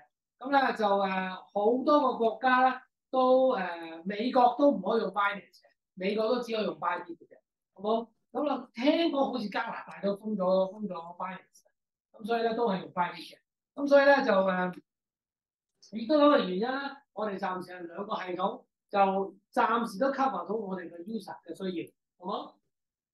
咁啊 API key 呢一樣嘢咧，就係你需要喺你個 Bybit 或者 Binance 上面咧，我哋會有片咧教大家點樣去一步一個嘅咁撳翻晒你要嘅 setting 啦，去攞翻呢個 API key。咁啊呢個 API key 咧係咩嚟嘅咧？就係電腦同電腦之間溝通嘅嗰一條鎖匙。咁要你容許我哋嘅系統去同你嘅帳戶去溝通咧，就係靠呢個 API key。好，撳 next 啦。就你會見到我即刻，因為你嘅 API key 一打咗落去之後咧，我係即刻立刻可以睇到你戶口入面嘅錢。咁睇咗之後咧，咁你 input 翻，咁你輸入翻你正確嘅金額。咁你當你投資呢個投資1000啦，咁啊 name your elbow，你可以自己俾個名佢，或者你可以由得佢，佢就會留翻喺佢本身嗰隻 elbow 嘅名嘅。咁咧就呢一度咧係個 terms and conditions 啦，你要明白到啦，我哋收完個20% 手續費啦，就係你嘅收益嘅20% 嘅手續費。咁啊就即係你嘅 API key 要每次自己更新啦，咁我哋會通知喺 Telegram 度會通知大家3次，你10日到期前10日就會發一次信息俾你，跟住咧會 total 都發3次信息俾你通知你。因為我哋曾經試過每半日發一次信息，因為我哋都驚大家唔記得。點知有朋友仔咧就覺得太煩，我哋明嘅，但係你只要 update 咗咪得咯。咁但係咧就我哋被投訴咗啦，咁我決定咧發3次，因為咧老實嘅 API key 唔 update，你嘅 inheritance loss， 即係嗰個繼承損失咧係會冇。OK， 所以你嘅 API key 記住要 update，OK， 記住要更新。如果冇咗 API key 過期嘅話，因為你嘅 algo 全部 algo 會直接 stop 晒，冇得喐啊嘛，冇得喐咪全部 stop 咯。咁我哋個系統會直接幫你 stop 咗咧，有機會你嘅 inheritance loss 就一次過咁樣全部晒，好冇？咁但係記住呢一樣嘢，全部呢度寫晒㗎啦。咁我哋只係用廣東話口述咁話俾你聽。好，咁呢一個咧嚟緊咧就呢個 data centre，呢個 data centre 咧係我哋最新 update，而係阿 Jackie request 咗幾個月嘅務必一定要希望擁有嘅一樣嘢嚟嘅。咁佢我都同意嘅。係咪啊？係咪好開心啊你？係啦，即刻好開心啊，笑晒啊嘛。咁咧就咩嚟嘅咧？就係即係好感謝每一位朋友仔啦，大家對使用上嘅時候咧，對我哋嘅叮嚀啦、叮囑啦，同埋提醒我哋想要咩嘅。因為咧用家係最實在同埋最真實，而究竟點樣先至可以幫到大家？咁而呢一個過程咧，呢個叫 data centre 咧，就一開始你而家入系統咧，就會直接跳到你版嘅。你而家嘅成個系統嘅總資產淨值有幾多？你會一目了然咁睇晒。咁你有幾多個 USDT？ 你有幾多個 BTC？ 你有幾多個 ETH？ 全部都係一目了然咁畫實你。咁咧就如果你今日對 ETH 比較着重嘅，咁你可能就望一望究竟你嗰啲幣係擺喺邊一度着重咗，咁你就要再自己轉翻 transfer 翻你個 package 去翻你指定嘅係嘅 mining 嘅 package 度啦。跟住咧呢個叫話喺 withdraw data 呢一件事咧，我會解釋一次，你聽得明你就聽啦。咁呢個 withdraw data 呢件事咧就 related principle， 咁咧就同 withdrawn profits， 跟住咧就 rate of return 即係6嗰個啦。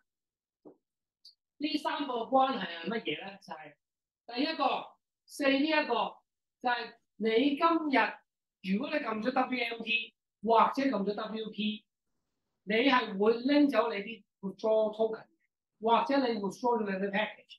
咁你嗰個 package 係15,686蚊， total 加埋晒你所有 WMT 或者 WP 嘅 package 嘅總和 ，OK 就係15,686。跟住你喺呢個過程入邊拎走咗幾多？即係原來同你嘅本金有關嘅，有15,686蚊本金，哇嘅關係拎走咗4,301個7毫9。咁所以喺呢個過程咧，同你嗰萬幾蚊有關，而拎走咗嘅收益咧係27.42%，明唔明啊？OK，即係其實咧，即係今日你買呢1000，即係擺先1000蚊，我拎咗300蚊，咁咪拎咗30%咯。咁但係你有10個 package，咁一個1000蚊，一個500蚊，一個1000蚊咧咁啊，一個1000蚊，一個5000蚊，一個686蚊，有3個 package 你都攞過錢，咁啊同你嗰啲加埋晒個 package 錢咯。但係你個17個 package 咧，你喺個系統入邊有幾多錢咧？你可能有50萬喺度，但係你累積好過萬幾蚊，即係同萬幾蚊嘅 package 關係，其他你全部都 CP 嚟，即係話 compound package，即係滾存嘅，我冇拎過嘅意思啫。咁樣先至可以計到話俾你聽，你而家拎走個錢，實質上你拎走咗幾多%嘅關係？好，其實想清晰化話晒俾大家聽，你拎咗啲錢，你拎咗邊嚿錢走，你拎咗幾多個 percent 關咗啲錢，其他嘅你冇拎過，點解嘅？好冇？咁咧就好，咁咧喺data center 入邊嘅 ADA data 咧，就係我哋每一次嘅系統更新嘅 notification。我哋除咗會喺 Telegram 度通知大家之外咧，我哋亦都會所有嘅記錄咧都會喺度列晒出嚟。咁即係話啊幾時幾月更新過啦，做啲咩更新啦，搞過啲咩嘢啦，我哋都全部話晒俾你聽。我哋希望個系統做到透明度崇高，咁話俾你聽發生咩事。佢話點解會單機㗎？你去翻個系統睇嘅時候，哦原來更新緊，或者係發生咩事，咁你起碼得個知。而另外咧，哇呢個係大家一路都好想知，亦都今次咧我哋終於完成晒，好似上個月都有講過嘅。咁咧就係我哋嘅 trend following，trend following 究竟啲錢去咗邊？究竟啲錢做咗咩交易？究竟啲錢買咗啲乜嘢？最即係個細幣，我百幾款嘅細幣，究竟買咗邊幾款？究竟賺咗幾多錢？每一隻嘅由開初，我哋6月1號，2023年嘅6月1號開始，我哋進行嘅所有交易嘅賺與蝕，全部都 open book 嘅，係嘛？因為我相信呢個世界啦，好少人以前就 open book 話晒嘅，好嘛？咁咧就你會見到我哋而家 hold 緊嘅 action，OK？咁咧就因為我哋買咗個幣啦，數量啦，3、4係我哋嘅入貨價啦，我哋係 unrealized P&L， 咩叫 unrealized P&L？ 就係隻機械買咗加輸緊錢，但係我未連倉嘅機械未連倉嘅金額嚟嘅。咁嗰度咧就而家咧呢度邊度 show 出嚟咧就話俾你聽符啦，跟住隔離嗰度咧就 CUM 嘅 P&L 就 accumulated P&L， 即係話佢呢一隻嘢，我哋由6月1號到今時今日，我哋做咗個交易賺咗定係輸咗喺嗰隻幣。咁而右手邊呢度咧 trading journal 咧，你會見到就係所有買與賣，但係咧我哋唔會 show 即日。即時唔係，我哋會 show 即日，但係我哋唔會 show 即時嘅交易俾你睇嘅，因為第一我哋都唔想人哋跟住我哋做咩啦。第二，如無意外咧，我哋應該會 delay 4至到8小時後，我先會話俾你聽。即係其實4至8小時都快㗎啦，我應該係3日前嘅嘢先 show 俾你睇㗎啦。咁但係咧，我哋都 show 嘅。咁藍色嗰條線係乜嘢咧？就係我哋已經賺咗嘅錢。realize 嘅 profit， 跟住咧紅色嗰條線咧就係我哋而家 unrealize 嘅 profit，即係話我哋未交易完成，而家嘅賺定蝕嘅。咁如果紅色線同藍色線都係正向嘅話咧，咁係咪賺好多啊？咁如果紅色線係而家係負啦，藍色線係正2%嘅，咁今個月係賺定蝕啦？今個月係賺1.5%，好嘛？賺2%，輸0.5%，咁咪一個對沖，即係一個扣減嘅情況之下，咪1.5%啦。咁如果一個月賺1.5%，算啦，賺完先啦。如果有一個月，我哋曾經有一個月咧賺5點幾個 percent，咁嗰個月梗係歡喜啦，係嘛？即係所以 trend following 咧，對於我哋嚟講咧，大家喺個群組度上面咧，最近咧有個朋友仔咧就問點解 crypto 突然間 BTC 跌咗2000蚊，28,000到跌到26,000，知唔知點解？唔知，因為冇睇緊佢。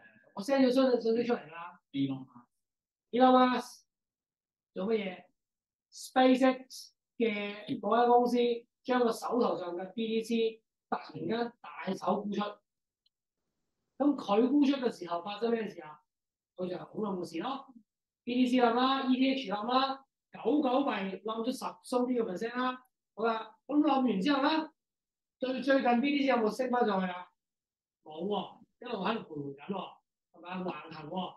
但係啲細幣發生咩事啊？跌曬，跌完升埋，升緊。佢升緊嘅時候就係我哋啲人個 trend 咪出現咯。即係細幣，我哋當初個 trend 咧，淨係做咩啊？淨係做大嘅啫嘛。而家我哋顧埋嗰百幾隻細嘅，咁所以細嘅出現，我哋咪咧做嘢咯。啱個問題，crypto BTC 跌2000蚊嗰下 trend 可能係會食到呢個 trend。我哋唔做沽空啊，trend 淨係做買上嘅啫嘛 ，L 股先沽空㗎嘛。你唔之前話但係咧，就你咁講啦，唔係，但係 BTC 咁樣冧落嚟咧，唔係隻 L 股可以 pick up 咁樣賺。即係咁講啦，今日你賣1000粒，我係唔知噶嘛。你賣咗，哇睇到啦，跌咗啦，佢一筆交易。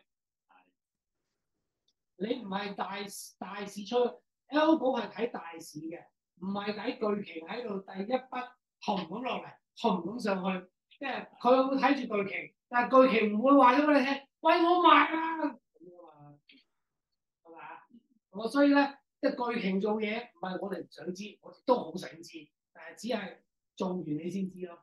所以咧基本上我哋如果 BTC ATH 佢冧完之後咧，佢哋會有回升回彈嘅情況，或者係其他嗰啲佢冧得太好狠，冧得太好狠嘅時候，回彈嘅力咧大多數都大，因為個幣值細，所以抌嚿錢落去係會彈，而彈嘅時候咧，大多數9啊、10啊、11啊、20%嘅回彈咧都係有發生。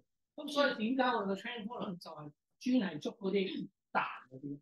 即係我哋捉彈嘅 so far good 啦嚇，都係咁做緊啦。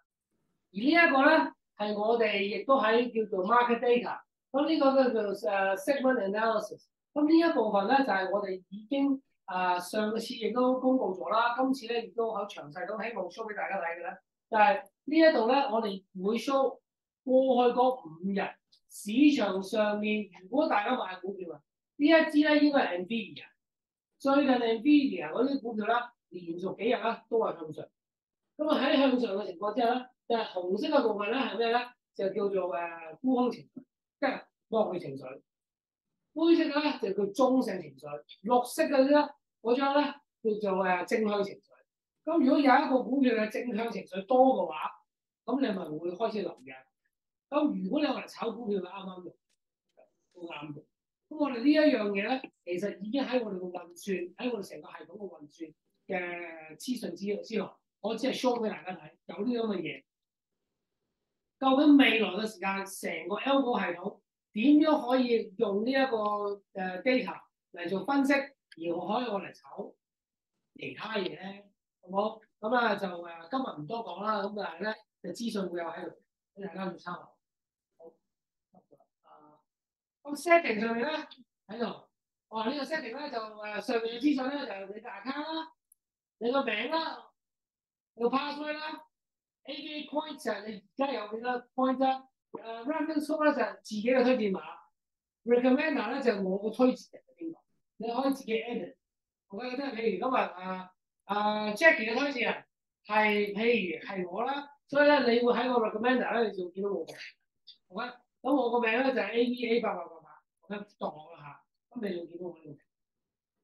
咁呢個 level 0啦，嗱，同大家講呢個 level 0、level 1、level 2好重要。點解 ？level 0代表你冇錢分，重唔重要啊？好重要。level 2代表有錢分。咁你想 level 0嘅 level 2啊？跟 level 2啊？咁 level 2點先做到 level 2咧？就係 level 1咧，就係你要做好你嘅 Telegram 嘅 verification， 即係你個 Telegram 要收到 Telegram 嗰個 code， 即係呢一度要做咗 verify 先。跟住第二樣嘢咧，就係你個要做 KYC， 因為我哋個系統咧只有你一個人開到一個戶口嘅啫，除非你有幾本 passport 之餘，幾個國家嘅 passport， 仲有幾個國家嘅電話 number， 咁你就可能有機會可能開多一個戶口。好嘛？否則嘅話咧，你係得一個嘅啫。我哋都係避免咧咩咧，就俾其他國家嘅 SEC 咧，即係金融機構咧、金融證監嗰度咧去追殺我哋嘅，好冇？咁咧就所以咧呢一個部分咧就希望大家咧要做好你嘅 KYC。咁咧就你個名係可以改嘅，上面寫住 Sam Tai 啦，咁你Sam 係可以改翻自己嘅 Sam Super 都得嘅。咁password 咧就舊嘅，同新嘅自己嘅 password 啦。跟住咧就你個 reference code 咧就係撳咗出嚟咁嘅樣啦，打翻你嘅介紹人嘅 code 啦，擺咗落去。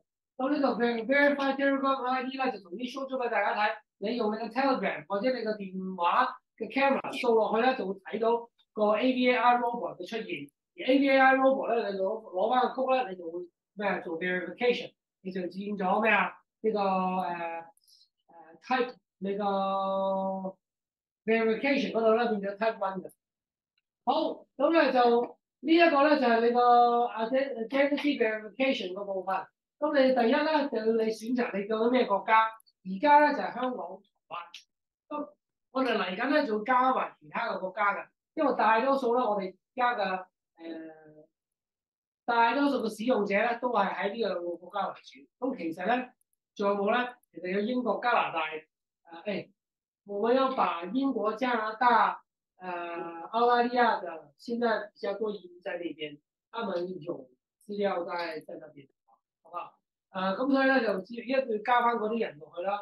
咁咧就加翻啲 ID 或者 passport 啦，咁你自己入資料啦。咁當你喺香港咧，咁呢個 ID 啦，你打翻你個名啦，英文全名，跟住你嘅姓啦，你嘅生日啦，跟住你嘅 ID number 啦。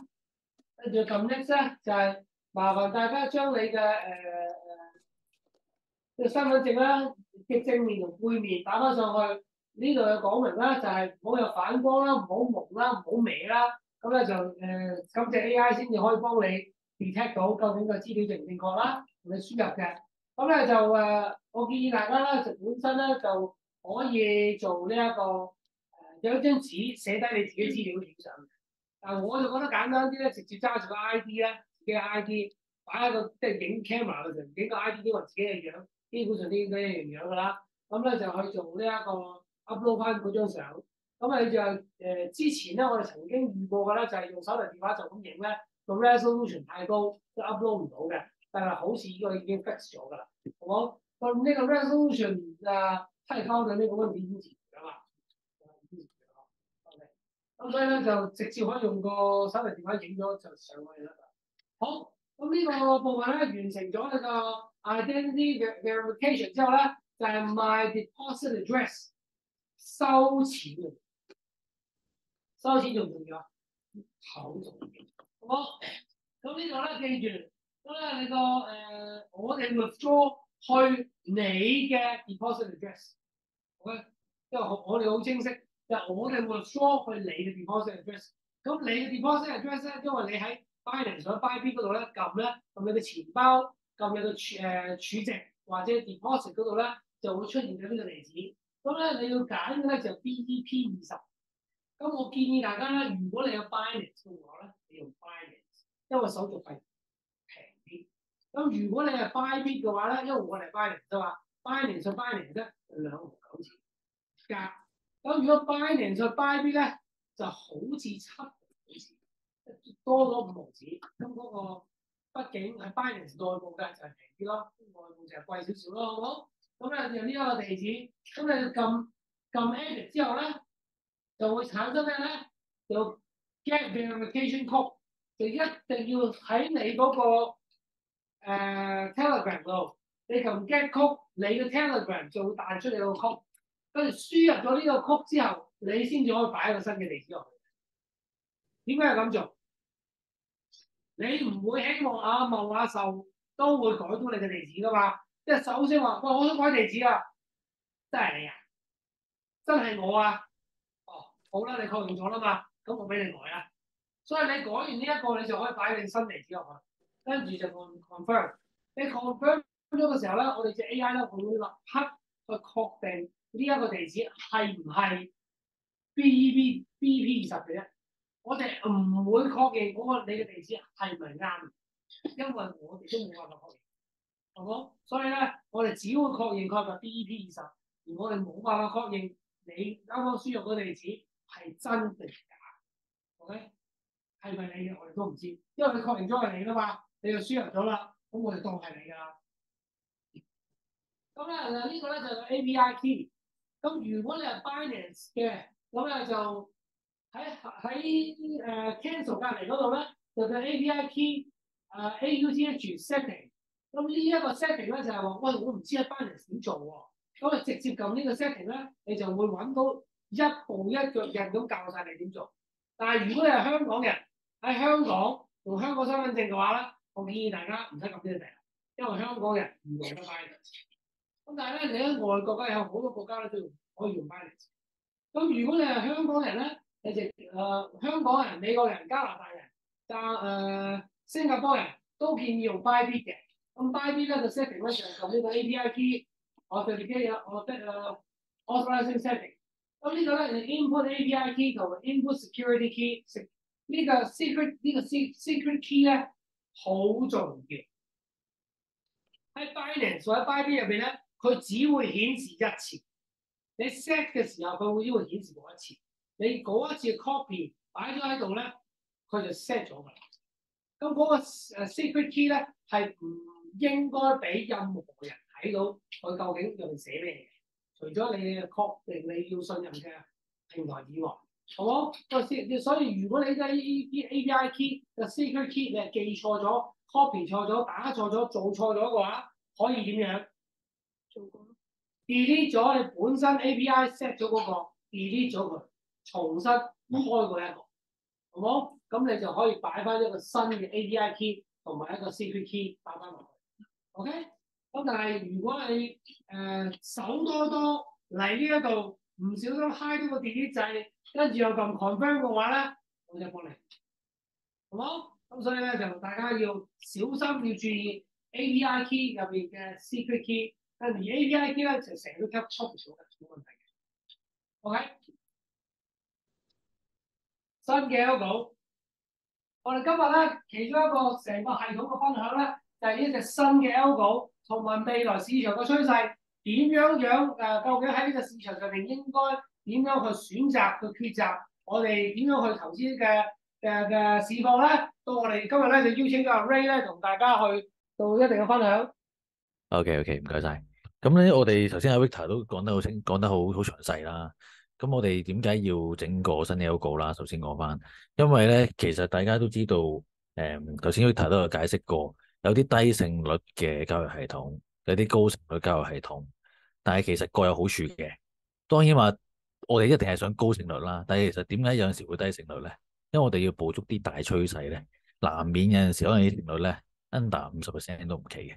但我哋可能一贏咧就贏幾10% 咁樣贏嘅，咁所以嗰啲低勝率嘅交易系統，但係就唔係太啱呢排嘅市況，因為呢排市況唔係好有趨勢啊嘛，可能喺29,000至31,000，近排跌翻落26,000咁樣啦，但係其實都係一個框度上上落落咁啦。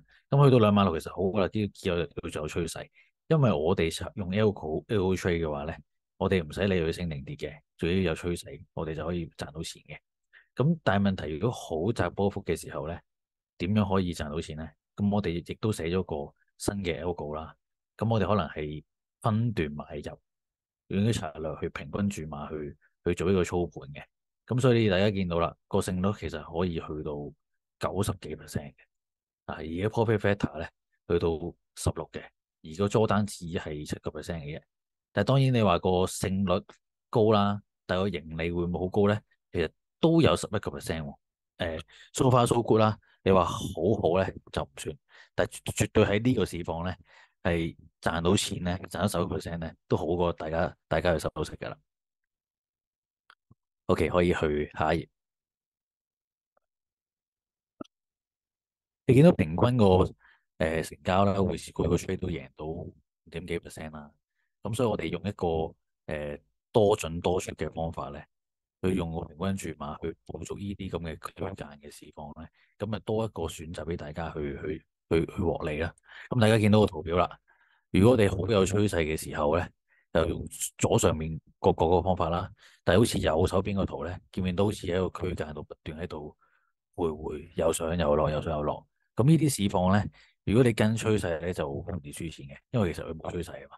咁我哋所以就俾多個選擇，研究到一個新 algo 咧，係專對付呢啲市況嘅，咁令到咧我哋個組合咧可以更多元化啦，同埋可以喺唔同市況下用 algo 操盤咧，都幫大家賺到錢咯。所以大家要好多 algo 選擇噶嘛，要知道幾時用啲咩 algo 咧。咁我哋嘅 Telegram 可能會通知下大家嘅。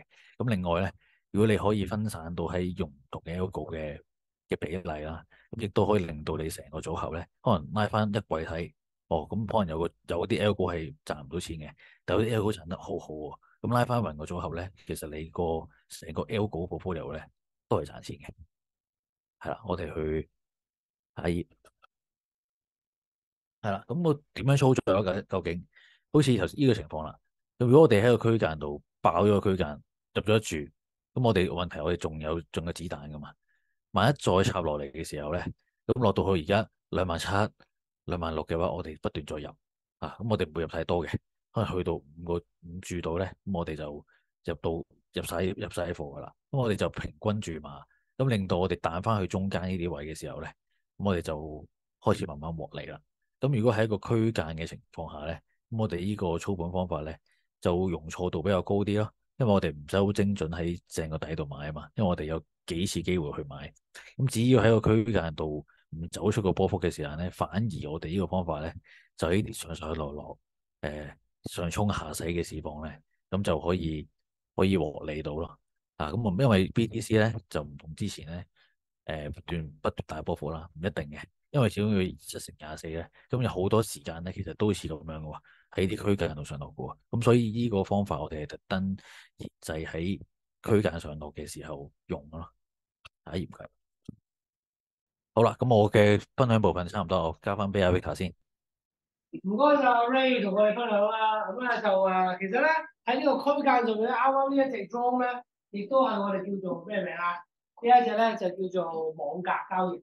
咁網格交易咧就係專係為咗咧就因為最近 BTC 即係最近呢個零兩個月咧都係咩啊？突然間嘣咁升咗上去，跟住橫行，跟住嘣咁跌咗落嚟，跟住橫行。咁而家呢一段咩啊？啱啱 Elon Musk 賣咗出嚟嘅時候，突然間跌咗2000啊！跌完2000之後，而家咪橫行咯。橫行緊嘅時候咧，喺呢個過程，咁我哋有冇用緊呢隻裝嘅咧？佢會慢慢入市，跟住佢會升上去嘅時候咧，我要慢慢出市，即係等佢喺啱嘅時間分段式買入同分段式賣出。咁咧就唔會好似上次我哋上次即係而家嗰隻 Rival 嘅話咧都好嘅，因為多進多出。咁多進多出嘅時候咧，我哋都唔會俾佢洗到㗎啦。好冇？咁咧就如果單次單出咧，就會俾佢洗到好慘啦。一買完一跌咗落去，跟住點啊？平倉走咗。跟住都未買得切，跟住又捧上咗去，升咗上去嘅時候，你又未買得切喎，都未買得切，佢又咩咧？又輸錢，即係買嚟買去都輸錢，做嚟做去都輸錢嘅時候，你會唔會好灰啊？我會好灰咯，咁咧就灰咗㗎啦。咁嗰一次嗰個咩咧？7月份嘅時候灰咗㗎啦。6月份嗰次咧，榴彈炮咧一槍咧就賺咗我1萬蚊賺咗，唔係喎，嗰次係咩咧？好似3萬蚊賺咗5000嘅，哇！咁啊嗰度都10幾個 percent， 3萬蚊美金賺咗5000幾蚊美金，咁啊咩啊？好似差唔多將近6000蚊啦，總之。咁所以咧，即係榴彈炮就係咩啦？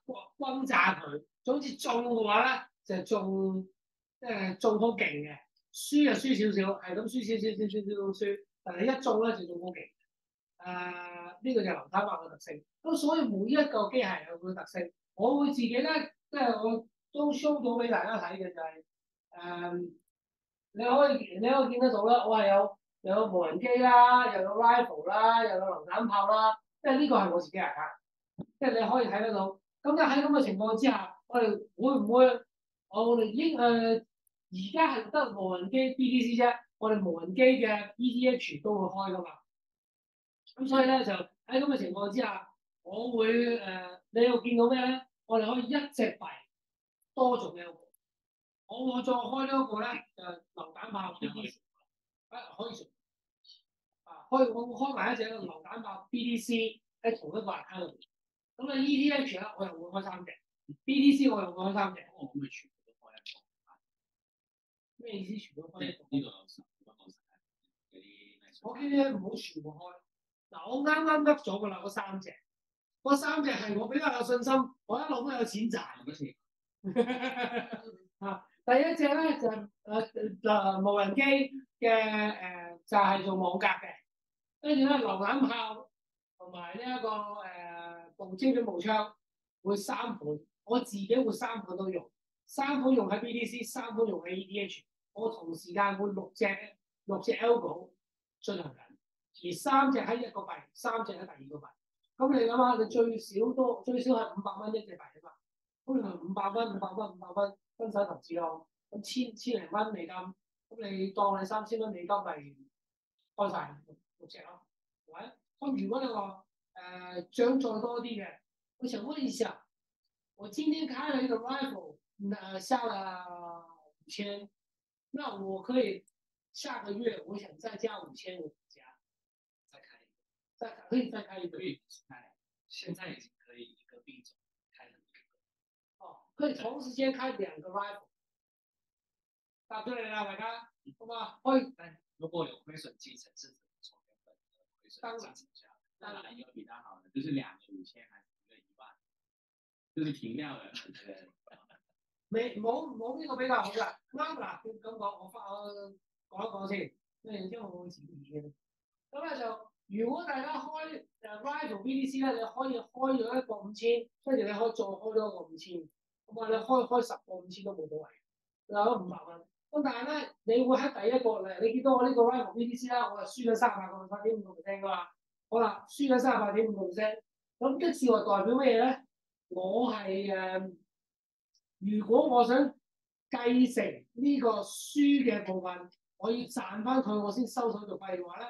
我就只可以喺呢一個度。如果我開一個新嘅話咧，我一個嘅贏啦都會繼續收手續費，好冇？咁除非你呢個停咗佢，跟住咧你去 stop 嗰度咧撳翻繼承呢一隻 package， 跟住咧你就可以繼承到呢個 package。你又唔止可以唔止1萬㗎，你可以繼承，你可以開一個2萬嘅。但係你上次我今次輸咗4000蚊，咪3000幾，我都可以計翻晒落去。我今次呢一個。虧損嘅部分啦，咁所以下一次咧，一定我就算開2萬、3萬、5萬、10萬都好，我要賺翻個3800幾或者3800幾蚊美金，先至開始計我手續費。所以大家明白 stop 同 start 嗰個繼承嘅特性。但係如果你 stop start 之後，你唔好即刻再撳 stop， 因為嗰度個 stop loss 一個輸嘅繼承嗰部分咧就會。即係你可以做一次，但係你做第二次嘅時候咧，除非佢再輸多啲，否則咧佢哋就冇得做。即係你明唔明啊？嗰個計條方法。即係佢啟動翻之後，佢要再熄翻。你再熄翻嘅話，佢唔係冇咗，佢只要計成今次嘅，佢今次冇幫你輸啊嘛，係咪啊？今次冇幫你輸啊嘛，唔緊要，你咪唔好手多多咯。你明白個遊戲規則，咁你就小心注意撳，唔好亂咁撳掣。冇㗎啦。好嘢，有 warning 彈㗎。好，你要我幫你提你乜嘢啊？即係唔好多手啦，你咪手多多啊。咁都得？哦，有啊。嗱有，你確定停止你啲 elbow 嘛？好唔好？即係有防止你就手多多。大家要留意翻同埋注意翻你講個package 嘅inheritance 嘅部分。好唔好？咁咧就今日嘅講解咧，關於成個系統嘅部分啦，想睇下大家仲有冇其他意見。OK 就網上嘅朋友咧，你又會唔會有任何嘅疑問？你想知道嘅，咁你可以咧隨時喺呢一個叫做咩咧？叫做chat room 嗰度咧打啲文字出嚟，或者你想開咪㗎，你喺嗰度你就打話你打個8字啊！如果你想開咪講，舉手哦，你可以舉手呢個，冇人舉手，冇人講嘢，咁我哋今日嘅會議咧就正式結束㗎咯喎，好嘛？冇人舉手，哇點啊？哦，你有問題先，你有問題，即係其實有問題，咁你想現場觀眾聽，想啲網上嘅朋友一齊聽㗎？可以嘅。可以嘅，咁我哋先。問題係我功能，我覺得想加落去。哦，你有個功能想加落去㗎？請講，係請講。嗰個mining 嗰度咧，係mining，可唔可以加個 filter 嗰啲 drop down filter，即係譬如邊啲係 withdraw filter，邊啲係CP，邊啲係 MWP。嗱，你而家可以嘅，撳呢一度咧，一撳咧，就已經即刻幫你 filter 晒。呢個係排序啊嘛。排序咯。但係如果因為譬如我想知道我而家有幾多係draw緊出嚟，我俾我自己，因為如果我好多個 package，我好亂㗎嘛。或者可能我想知道我有幾多個係 delta 嘅 package，邊啲係即係如果我有得快啲 filter 咁，我咪容易啲去分析。咁咧嗱你見到啦，佢非常之我啱啱阿 Jackie 講嗰樣嘢咧，就順便講埋啦。你而家見到啦，個 period end date 呢一度咧，佢咪見到2023年8月3號就係完咗，跟住 WMT withdraw mine token 隔離嗰度有個括號係 over 嘅 ，over 嘅意思咧就係代表你而家唔可以再改佢嗰個 withdraw state 嘅，即係話嗰個 return type。就係如果你今日想改嘅話，你可以見到下面呢一度，見到 CP 呢度5 days left 㗎，5日，仲有5日嘅意思咧就係你仲有5日時間，你去決定究竟你想改呢個 package 做乜嘢嘅 return type。咁咧就因為我個 package 係9月3號到期，咁我仲有5日，咁佢會每日都會倒數俾你睇，咁直至到咧變咗 over 嘅時候咧，你見到隔離呢支筆啊，上面係冇咗筆嘅，冇筆即係冇得改。有筆即係有得改，好嘛？好簡單，亦都好清晰咁顯示俾大家睇。好啦，就但係咧，啱啱 Jackie 要求咩啊？WMT 同埋 CP 話嗰一個咧，就做一個 filter，或者即係同時間。係或者可能啲 package 都做 filter，即係譬如我覺得我 delta 太多，咁我可能會想轉啲去做第二個。咁我可以 filter 咯，睇下我而家幾多 delta，有幾多個係 trend。咁其實咧，你嗰個得好，我哋再安排一下，好嘛？咁咧就點樣可以喺呢一個咁擠擁嘅版面入邊，再塞多一個位落去，俾大家可以容易啲做到analysis 好嘛？好，咁咧就有人問，咁啊就如果冇其他問題咧，今日時間差唔多，多謝大家，拜拜。